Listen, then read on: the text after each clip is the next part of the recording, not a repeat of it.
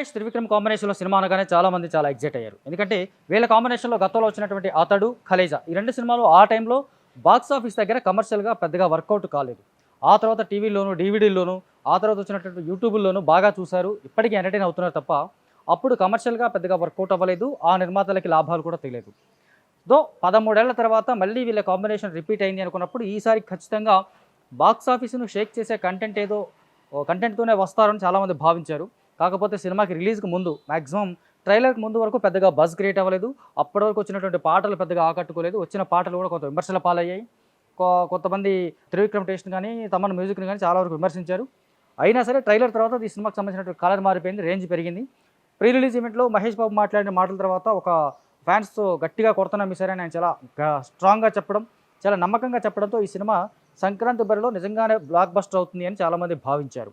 దీనికి తోడు హనుమాన్తో పోటీ, దానికి సంబంధించినటువంటి ఇష్యూస్, ఈ డిస్ట్రిబ్యూటర్స్, ఫైనాన్షియల్ దీనికి సంబంధించినటువంటి గొడవలు ఇవన్నీ కలిపి ఒక రకంగా హనుమాన్ వర్సెస్ గుంటూరు కారం అనే ఒక కలర్ అయితే క్రియేట్ అయింది. బట్ గుంటూరు కారం సంబంధించి ఎలా చూసుకున్నా Mahesh Babu top star, top director, అలాగే టాప్ ప్రొడక్షన్ హౌస్ వీళ్ళు పెద్ద కాంబినేషన్ వచ్చినటువంటి ఈ సినిమా అంచనాలు అందుకుందా లేదా అనేది చూద్దాం. కథగా చూసుకుంటే రమణ 10 ఏళ్ల వయసప్పుడు అతని తల్లి అతన్ని వాళ్ళ నాన్నని వదిలిపెట్టేసి సిటీకి వెళ్ళిపోతుంది. అలా వెళ్ళిపోయిన తను వేరే పెళ్లి చేసుకుంటుంది.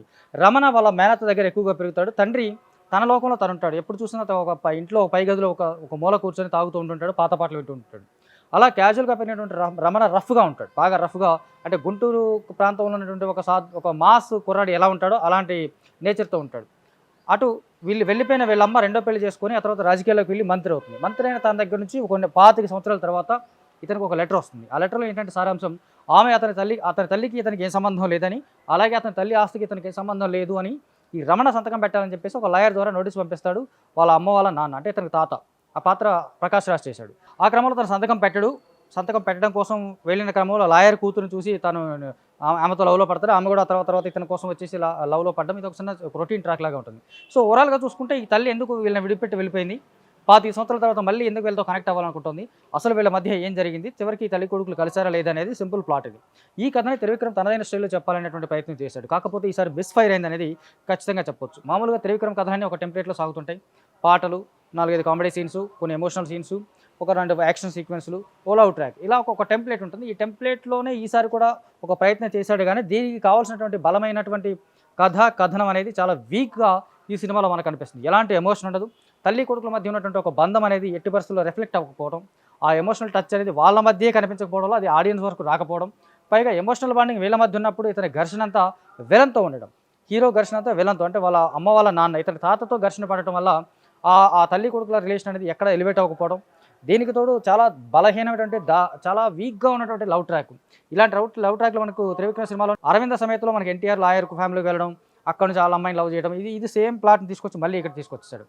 ఇలా చూసుకుంటే అత్తారింటి దారిలో అత్త కోసం వెళ్ళినట్టుగా ఈ సినిమాలో ఆయన తల్లి కోసం వెళ్తాడు. తల్లి ఆల్రెడీ వేరే పెళ్లి చేసుకొని అతనితో ఒక కొడుకుని కానీ ఆ కొడుకు కూడా ఆల్మోస్ట్ తనంతరవాడిగా ఉన్నటువంటి సిచ్యుయేషన్ చూస్తే సూపర్ స్టార్ లాంటి మహేష్ బాబు లాంటి హీరోని పెట్టుకొని అతని తల్లి వేరే అతన్ని పెళ్లి చేసుకుంది అనేటువంటి కథ రాసుకున్నటువంటి త్రివిక్రమ్ చూస్తే కొంతవరకు జాలి కలుగుతుందని చెప్పొచ్చు. ఎందుకంటే ఒక స్టార్ హీరోని ప్రజెంట్ చేస్తున్నప్పుడు అతని ఫ్యామిలీలో ఒకవేళ ఇలాంటి కథ రాసుకున్నప్పటికీ ఒక ఎమోషనల్ కంటెంట్, ఆ పాత్రలో ఉండే కాన్ఫ్లిక్ట్ అనేది ఆడియన్స్ వరకు రావడం చాలా ఇంపార్టెంట్.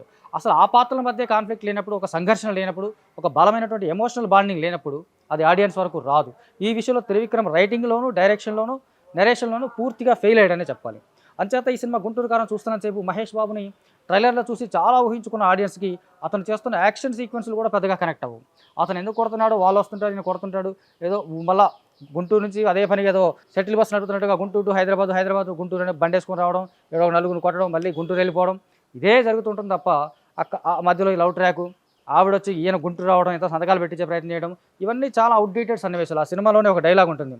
ఎప్పుడో చిన్నప్పుడు మహేష్ బాబు ఒక డైలాగ్ చెప్తాడు, వీళ్ళని ఒక చిన్న ఎత్తుగడేస్తే ఎప్పుడో చిన్నప్పుడు చూశాను భయ్యా ఇలాంటి సినిమాల్లో మళ్ళీ కనపడుతున్నాను. నిజానికి మహేష్ బాబు చిన్నప్పుడు లాంటి వచ్చిన కథలు కూడా ఇంత వీక్గా లేవని చెప్పాలి. అంటే అంత పురాతనమైనటువంటి కథనాలు కూడా దీనికి కంటే కూడా కొంచెం బలంగానే ఉన్నట్టుగా అనిపిస్తూ ఉంటాయి మనకు.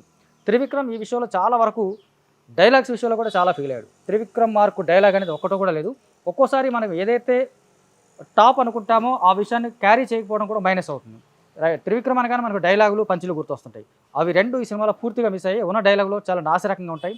అతను రాశాడా, ఇంట్లో ఒక అత్త లేదా మరదలు అందరికి భోజనం పెడుతున్నప్పుడు ఎగ్ కర్రీ చేసి ఎగ్ వేస్తే ఇంట్లో గుడ్లు మీరు పెడుతున్నారా కోళ్ళు పెడుతున్నారా అని మహేష్ బాబు లాంటి పాత్రతో డైలాగ్ చెప్పించడం అనేది త్రివిక్రమ్ భావదారిద్ర్యానికి లేదా ఇదో కొంచెం పెద్ద పదాలు అనిపిస్తుంది, కాకపోతే దానికి ఒక నిదర్శనంగా కనిపిస్తుంది. ఎందుకంటే తల్లితో సమానంగా పెట్టినటువంటి అత్త మరదల మధ్య ఇతనికి ఏదో బాండింగ్ ఉండదు. ఆవిడ ఏదో ఈయనకి మసాజ్ చేయడము, మందు సప్లై చేయడము, దీనికి తప్ప ఆ పాత్రను దేనికి పెట్టలేదు. ఆ పాత్ర పాపం మీనాక్షి చౌదరి చేసింది. తాను ఇప్పుడిప్పుడే టాలీవుడ్లో ఎదుగుతూ ఉంది. అలాంటి ఆమె కెరీర్ మీద కూడా ఒక బండ. మామూలుగా త్రివిక్రమ్ సినిమాలో సెకండ్ హీరోయిన్గా చేసిన ఎవరి కెరీరు తర్వాత రైజ్ అవ్వలేదు, పూర్తిగా డౌన్ అయిపోయారు. ఆ పాత్రకి ఆ సంప్రదాయాన్ని లేదా ఆ సెంటిమెంట్ని కంటిన్యూ చేసేలాగానే మీనాక్షి చౌదరి పాత్ర కూడా ఇందులో కనిపిస్తూ ఉంది. ఓ రకంగా చూసుకుంటే త్రివిక్రమ్ మార్కు సినిమా అనే ముద్రని పూర్తిగా చెరిపేసే సినిమా ఇది. ఎందుకంటే త్రివిక్రమ్ కంటూ ఏ మార్కు లేదు. ఇప్పటివరకు ఏదో అలా ఉన్న 4-5 సన్నివేశాలతో నెట్టుకుంటూ వచ్చాడు, 4-5 మాటలు పంచులు పేల్చుకుంటూ వచ్చాడు, చిన్న కామెడీ ట్రాకులు పెట్టుకుంటూ రాసుకుంటూ వచ్చాడు. ఇంతవరకు మనం అనుకున్నాం.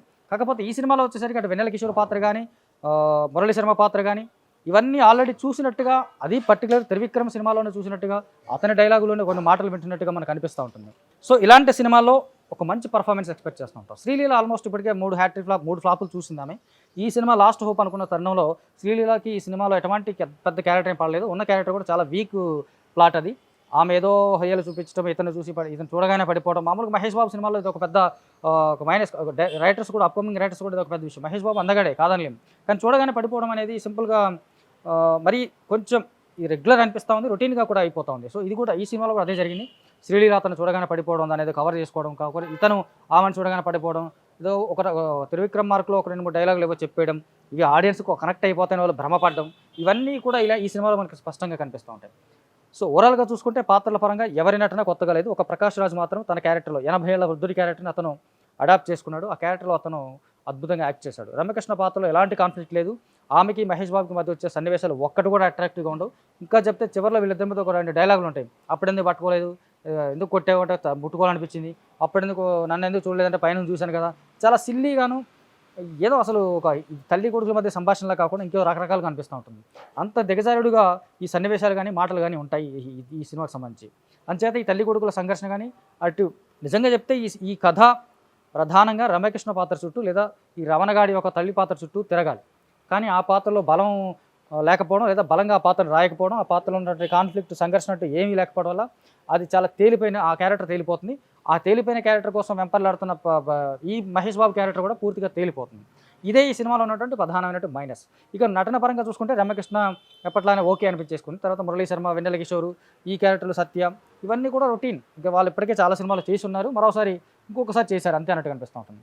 ఇక జయరామ్ క్యారెక్టర్ చూస్తే జాలి కలుగుతుంది. ఎందుకంటే 25 ఏళ్ల తర్వాత తన కోణంలో భార్య ఎందుకు వెళ్ళిపోయిందో తెలియకపోయినప్పటికీ కూడా ఆవిడ రాగానే ఏదో అప్పుడు టీనేజ్ లవ్ స్టోరీ లాగా మళ్ళీ వాళ్ళిద్దరు మాట్లాడుకోవడం, ఇటు వెళ్ళిపోయిన ఈ భార్య 30 ఏళ్ల తర్వాత 25 ఏళ్ల తర్వాత తను వచ్చినప్పుడు ఈ 25 ఏళ్ళు తను ఏం చేసిందన్న విషయం భర్తకు తెలియదు, కానీ నమ్మకం మీద ఉంది అని చెప్పి మనం అనుకోవాలనుకొని త్రివిక్రమ్ అనుకున్నాడేమో తెలియదు. కానీ ఆ సన్నివేశం కూడా చాలా దారుణంగా, ఒక చాలా ఇలాంటి సన్నివేశాలు మనం ఇప్పటిదాకా చూడలేదు. ఎందుకంటే మరి ఇంత చీప్గా జనాలు చూసే ప్రేక్షకులు తక్కువ అంచనా వేసినప్పుడు, ప్రేక్షకులు ఎలాగైనా చూసేస్తారనే ఒక తక్కువ చూపు ప్రేక్షకుల మీద ఉన్నప్పుడు మాత్రం ఇలాంటి సన్నివేశాలు రాసుకోగలుగుతారని చెప్పొచ్చు.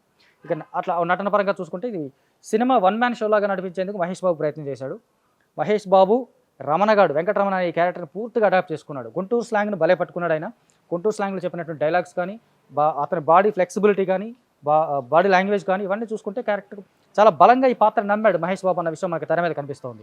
అందుకే చాలా చాలా క్యాజువల్గా ఆ క్యారెక్టర్ మనం ప్లే చేసుకుంటూ వెళ్ళిపోయాడు. ఆయన టైమింగ్ కానీ, డైలాగ్స్లో టైమింగ్ కానీ, పర్ఫార్మెన్స్ కానీ, ఇవన్నీ కూడా మనం రమణగాన్ని చూస్తున్నాం అనే ఫీలింగ్ తీసుకురావడం కోసం చాలా ప్రయత్నం చేశాడు. ఈ విషయంలో 100% మహేష్ బాబు సక్సెస్ అయినా అతనికి సక్సెస్ ఇచ్చేటువంటి బలమైన కథనం లేకపోవడం అనేది గుంటూరు గారికి పెద్ద మైనస్గా మారింది. టెక్నికల్గా చూసుకుంటే తమను ఇచ్చినటువంటి పాటలు ఆల్రెడీ తేలిపోయినాయి. కుర్చీని మడతపెట్టిన సాంగ్ ఏదో కొంచెం హుక్ లైన్ వల్ల వెళ్ళిపోతుందేమో అనుకున్నప్పటికీ కూడా సినిమాలో కొంతవరకు ఆ పాటకు ఊపు వస్తుంది. మహేష్ బాబు స్టెప్పులు, శ్రీలీలతో కలిసి అతను పోటీగా వేసిన స్టెప్పులు, సినిమాలో ఆ పాట ఖచ్చితంగా కొంత ఊపు తీసుకొచ్చిన మాట వస్తుంది. కానీ అప్పటికే సినిమాగా అప్పటికే డౌన్ అయింది కాబట్టి ఈ పాట కొంచెం కాసేపు జోష్ తీసుకొస్తుంది అంతే. ఈ ఓవరాల్గా చూసుకుంటే ఈ సినిమాకి ప్రధానమైనటువంటి మైనస్ త్రివిక్రమ్ శ్రీనివాస్ అని ఖచ్చితంగా చెప్పవచ్చు.